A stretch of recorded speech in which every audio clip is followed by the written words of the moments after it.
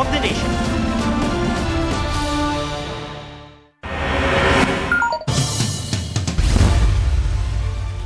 Nagsimula sa looban ng sunog na mahigit 2 oras tumupok sa 19 na bahay sa Barangay Inayawan, Cebu City. Halos hindi ito maabot ng mga bumbero dahil sa sikip na mga daanan. Isang babae ang napaulat na nagtamo ng second-degree burn. Ang isa namang nasunugan, naabo ang mga gagamitin sa kanilang kasal sa simbahan ngayong Sabado. Mahigit ₱250,000 ang pinsala sa sunog na inaalam pa ang mitya. 2 nanay ang naharap sa asunto dahil sa ginawa umano nila sa sariling anak.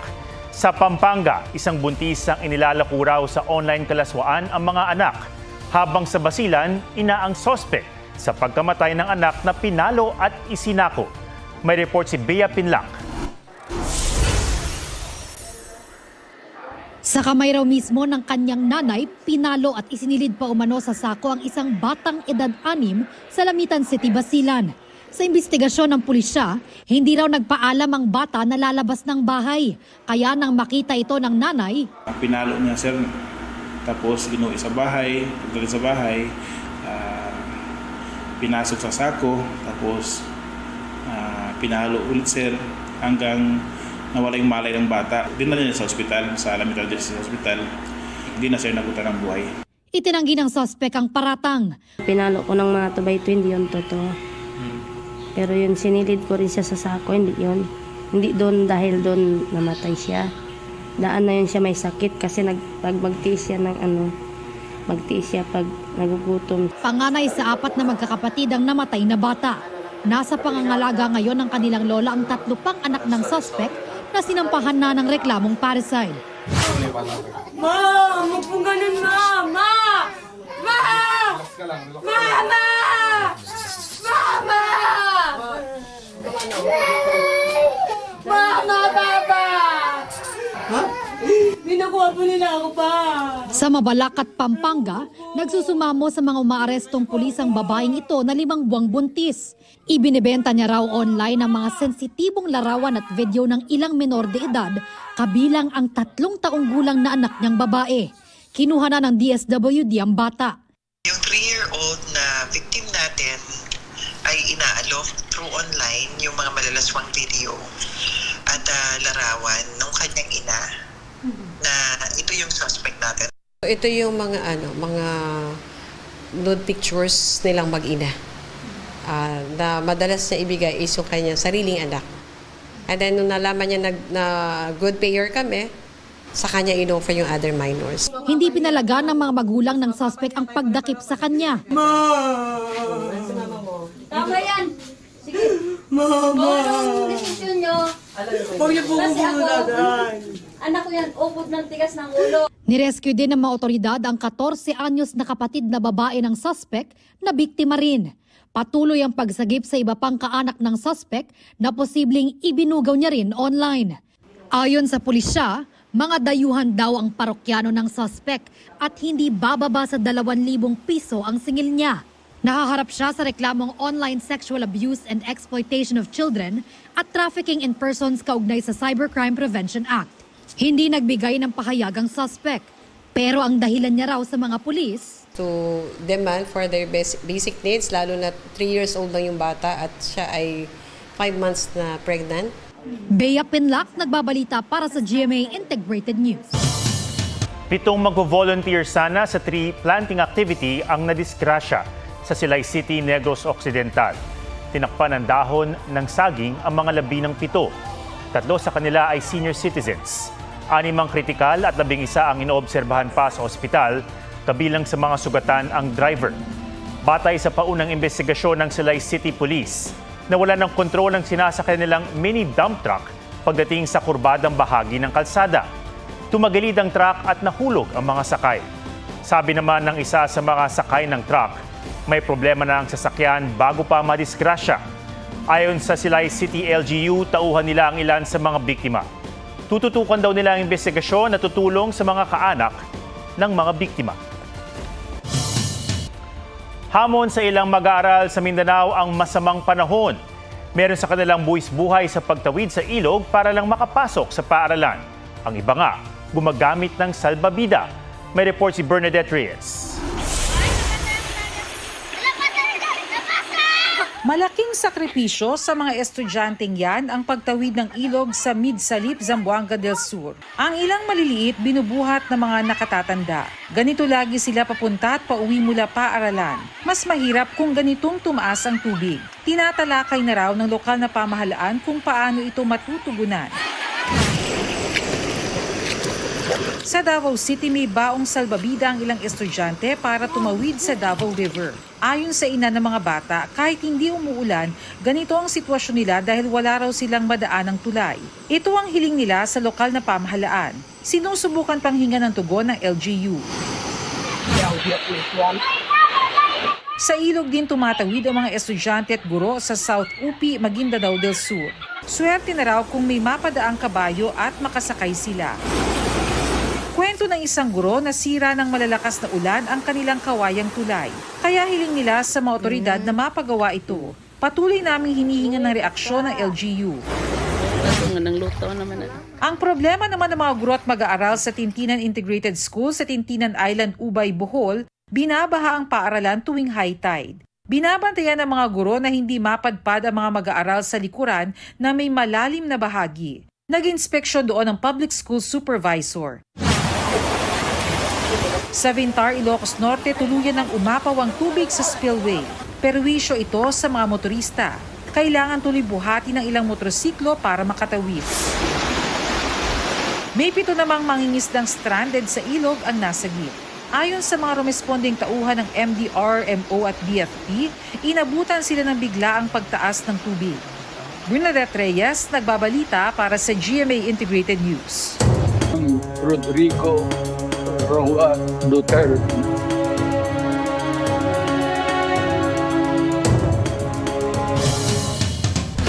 Hindi pa pumapayag ang Australia na tanggapin si dating Pangulong Duterte kung pagbibigyan ng International Criminal Court ang hiling niyang interim release.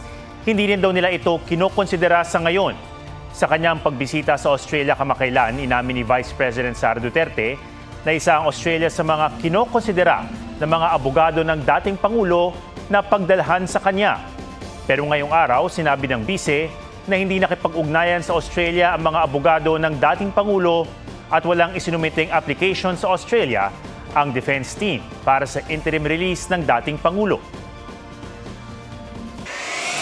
Pagdating sa pag-eehersisyo, mahalaga ayon sa isang coach na makondisyon ang katawan sa pamamagitan ng warm-up at cool-down. Ang ibinibigay na benepisyo nito alamin sa Fit Track ni Von Aquino. Habang naka-livestream sa treadmill, huminto si Kim Joseph Taer at tila nang hina hanggang sa unti-unting bumagsak. Nabahala ang mga tao sa paligid, pero agad naman siyang nakatayo makalipas ang ilang segundo. First time ko yung gamitin, tapos di ako nakapag-warm up ng maayos. So, at napindot ko pa yung isang program na mabilis agad, kaya parang nabigla yung katawan ko. Sumama raw ang pakiramdam niya nang huminto para i-on ang running mode ng smartwatch. Ilang segundo lang, parang na-feel ko na nahilo ako. Tapos parang nalamig yung buong katawan ko mula paa.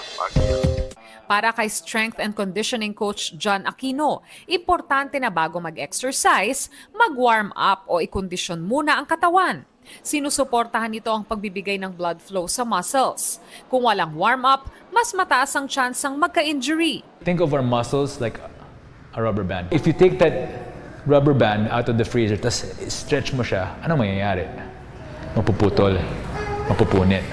So, ganoon din yung muscles natin. Nag-warm up po ako para po maging ready po yung katawan ko sa pagja-jogging kasi balak po namin tumakbo po for 10 kilometers. Kapag wala pong warm up, mabilis pong mapagod kapag in the process of exercising.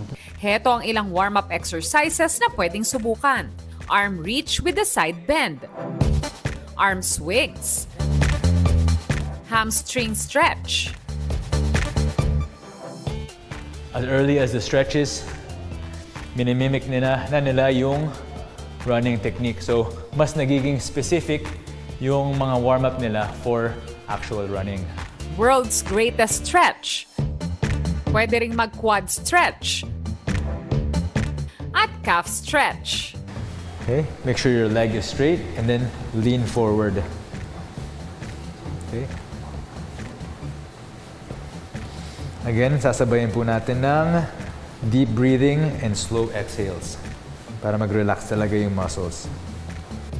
At glute stretch. Matapos sumakbo, importanteng mag-cool down. Yeah, it's not as important as warming up, but if you want to reduce soreness, if you want to recover faster, and improve flexibility.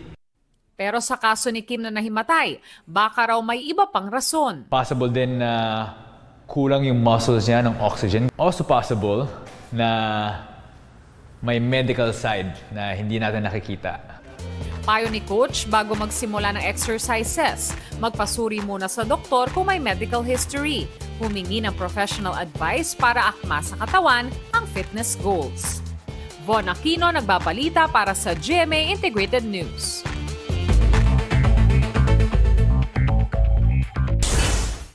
Tatlong suspect sa pagnanakaw ng kawad ng mga kamera para sa NCAP o No Contact Apprehension Policy nasa kote. Huli sa akto ang mga suspect sa pagbaklas ng kawad ng mga CCTV camera sa EDSA Guadalupe Overpass nang bumalik sila 5 araw matapos ang unang pagnanakaw. Tumanggi magbigay ng pahayag ang mga suspect na nakakulong sa Makati City Police Station at sinampahan ng reklamong theft sa junk shop na bawi ang mga kawad. Mga banyagang sangkot sa iba't ibang scam, arestado. Sa Parañaque, hinuli ng NBI ang 6 na Indian at Pilipinong kasabwat nila. Ayon sa complainant, nagsangla siya ng sasakyan sa halagang 70,000 pesos pero nirentahan umano ito ng Pilipinong suspect at isinanla sa mga Indian. Ang mga dayuhan humihingi ng pantubos na 450,000 pesos pero hindi cash kundi casino chips. Ayon sa isang Indian na suspect, 200,000 pesos lang daw ang hinihingi niyang pantubos. Ang naarestong Pinoy naman, labis daw na nagsisisi. Sa hiwalay na operasyon, arestado ang 7 na Koreanong sangkot umano sa online credit scam na mga Koreano rin ang biktima. Kumpiskado ang mga computer, gadget at script na ginamit nila sa online panloloko. Tumanggi magbigay ng pahayag ang mga inarestong Koreano. Babae, nakitang wala ng buhay sa kanal sa Lapinig, Northern Samar. Inaalam pa ang sanhin ng pagkamatay ng 35 anyos na biktima. Sa Albuera, Leyte, pinagbabaril ang isang lalaking naghatid ng anak sa eskwelahan. Tinutugis ng pulisya ang suspect at inaalam ang motibo. John Consulta, nagbabalita para sa GMA Integrated News. Kuha ito sa loob ng isang tren sa Seoul Subway Line 5 sa South Korea. Isang lalaki ang nagbukas ng hawak niyang bote at isinaboy sa sahig. Ang laman nitong gasolina pala. Napatakpo palayo ang mga pasahero, may nadulas pa hanggang sindihan ito ng lalaki at umapoy sa tren. Nagsiksikan sa kabilang bagon ang mga pasahero at naabutan ng makapal na usok. 6 na commuter ang sugatan sa insidenteng kuha ng umaga ng May 31. Ang lalaking suspect na 67 years old sinampahan na ng piskalya ng reklamong attempted murder at arson. Anila, planado ng lalaki ang pagsunog kasunod ng hinarap niyang diborsyo. Nagdilim ang City of Light, animoy binagyo ang Paris, France dahil sa thunderstorm doon. Ang Eiffel Tower tila naburada sa kapal ng mga ulap at matinding buhos ng ulan. Kahit ang sesyon sa French Parliament saglit na nasuspinde. Je viens de le voir, Monsieur le Premier Ministre. On m'avait dit que l'hémicycle était étanche, mais visiblement. Napatingala ang ilang mambabatas dahil may tulo raw mula sa kisame. May tagas nga raw pero agad namang naayos. Bukod sa Paris, naperwisyo rin ng thunderstorms ang iba pang lugar sa France. Ayon sa mga ulat, 2 ang nasawi at mahigit 100,000 bahay ang nawala ng kuryente. Sa labas ng Los Angeles sa Amerika, spotted ang isang oso na tila nagulat sa hayop na sumusunod sa kanya. Di pa tukoy ang sumunod ritong hayop na animoy isang uri ng aso. Joseph Morong nagbabalita para sa GMA Integrated News. Nanguna agad sa rankings ang bagong lunsad na podcast ng 24 Oras. Wala pang isang linggo mula nang i-launch ito, number 1 na ang 24 Oras podcast sa news category ng Apple Podcasts sa Pilipinas. Number 2 naman ito across all categories. Nitong Lunes, June 23, inilunsad ang podcast para manatili kayong informed on the go sa mga balita ng 24 Oras at 24 Oras Weekend.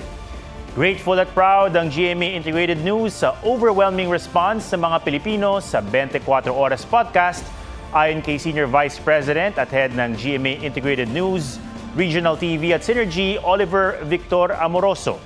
Ang 24 Oras Podcast ay binuo ng GMA Integrated News Digital Strategy and Innovation Lab in collaboration with 24 Oras at GMA New Media Incorporated.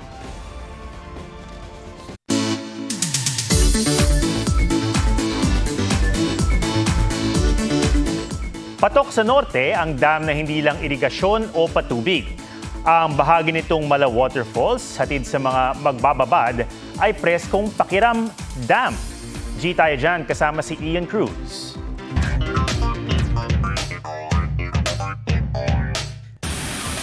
Nature meets human engineering.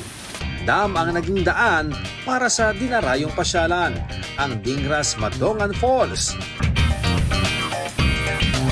It's not your typical dam dahil kuhang-kuha rito ang mga IG-worthy photo. We have to take photo in front of the falls. Yung ambience is sobrang peaceful. Yung simoy ng hangin ay sariwa. Tapos yung mist from the falls itself po is mararamdaman mo sa balat mo. So sobrang relaxing niya. Mga rumaragas ang tubig mula sa taas na nasa 30 feet.